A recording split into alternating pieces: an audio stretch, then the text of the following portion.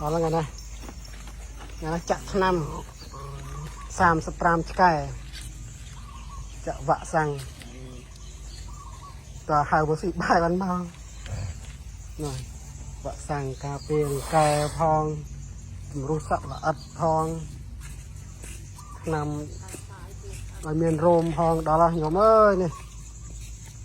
ចាក់រួចអស់ហើយនេះ35ឆ្កែអត់ខ្លះហ្នឹងគាត់នៅលឺស្រែកនេះអត់ឲ្យចាក់ឲ្យរត់ទៅអស់ហៅពេទ្យគេមកចាក់ពេទ្យសត្វចាក់រួចរាល់ហើយសរុបទាំងអស់ហ្នឹង40ឆ្កែប៉ុន្តែចាក់បានតែ35ទេ